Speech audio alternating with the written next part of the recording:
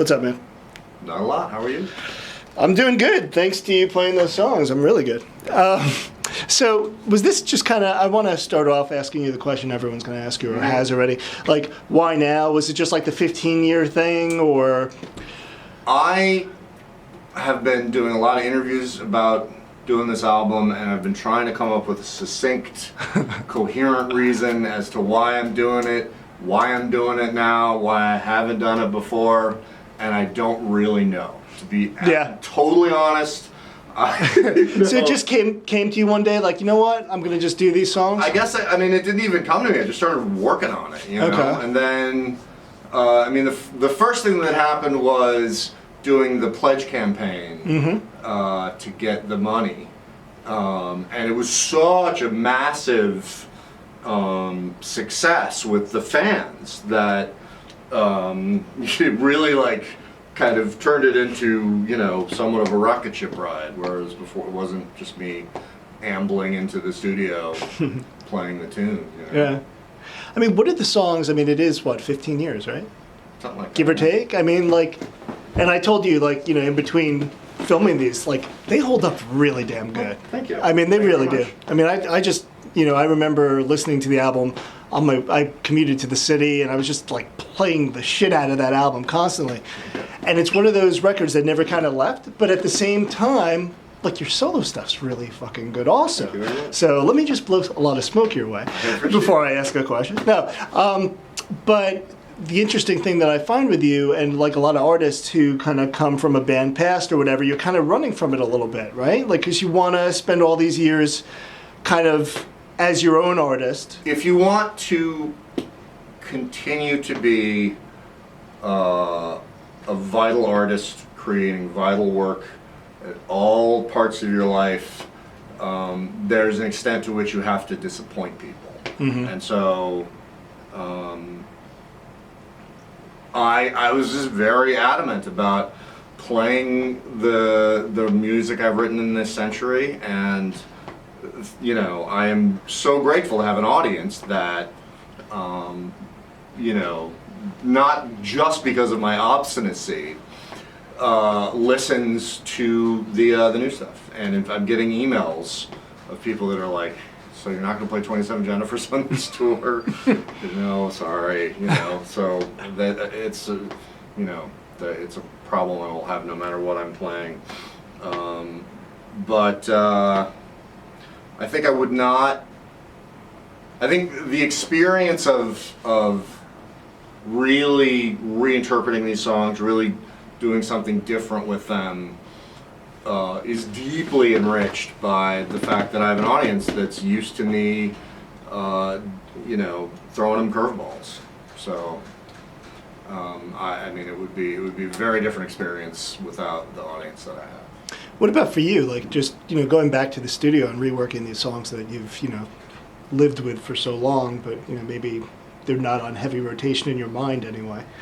Well, you know, when you get into the studio, the songs are just songs. And so there's not a lot of association involved when I'm sitting down with Good Goose, who's this kid, really. He's a hip-hop producer guy, who was my collaborator on this.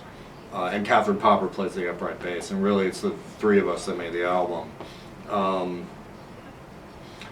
You know, in the studio, it's just sort of all about the flow between the collaborators, and, you know, in terms of what we were thinking about on a day-to-day level. I mean, I think there was a song that... Don't mind me, I'm just turning the lights off mid-sentence. I think there was a song that Catherine was like, oh, I didn't know this was a soul hopping song. I was like, no, it was a soul hopping song. I think that is the extent to which we talked about the past. And then there were occasions on which I would really try to make it sound very not like soul coughing. And, you know, like there was, you know, Catherine would be playing certain ways. I mean, everything on the album is something that I wrote, you know. So if it's something that came from Soul Coughing, it's something that I wrote in Soul Coughing.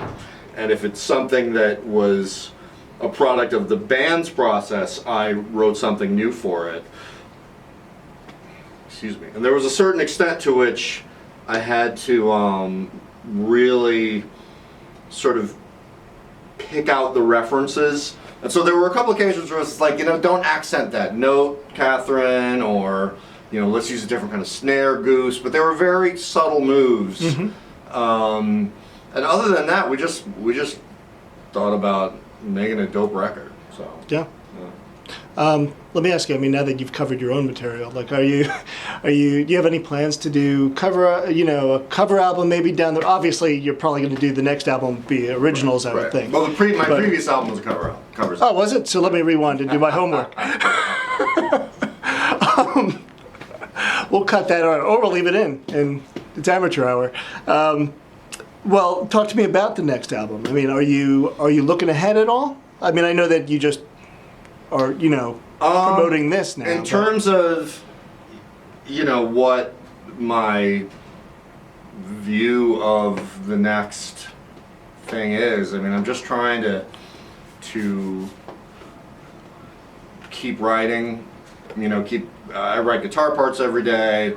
I take notes on lyrics every day. I'm doing a lot of work on my my electronic thing, my EDM thing, which I do under the name Dubious Luxury, and I work on it constantly because I can do it in headphones, and it's very sort of like soothing, and it's its own kind of self-contained universe of the laptop and the headphones.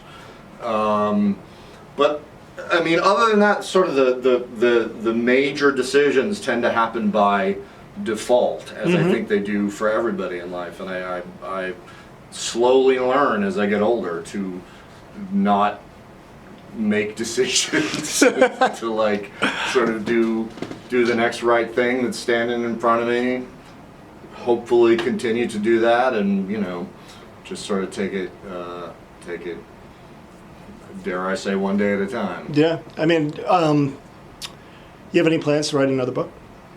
No plans to write another book. People have talked to me about it. I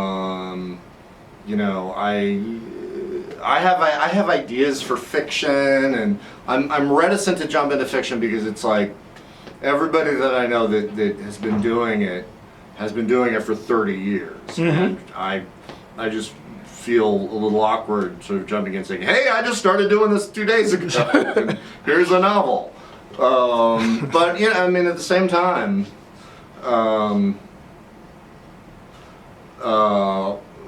sometimes being naive and being old enough to know that it's okay to be naive, it can be a strategic advantage. Totally. Last question for you. I know that you're going on the road for a while, so describe to me the main difference. This is like a meatball question I'll throw at you, between touring as a band and just touring as a solo artist. Less bullshit, I would imagine. No, I mean I'm really lucky to have the people that I'm touring with. Catherine, the upright player, Pete Wilhoit's playing drums. Chuck Redue's my sound guy, has been my sound guy for years. There's like no drama. There's like one fight per tour, generally, between me and Chuck, and it's usually because of the bus kitchen. There's too much detritus from making coffee that I've left around, and that's about once every tour at about the 3.5 week mark. We have that fight. Right. Other than that, I mean, it's really like, I'm it's like going camping. It's fun, and I get sad when they end. I mean, I just like being on the road in general. I do well on the road,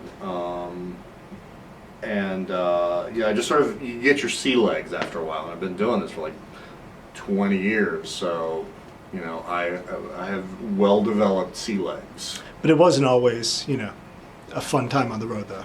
I'd imagine with so coughing. But sure. since I got sober, touring has been great. And there's miniature adventures to be had everywhere.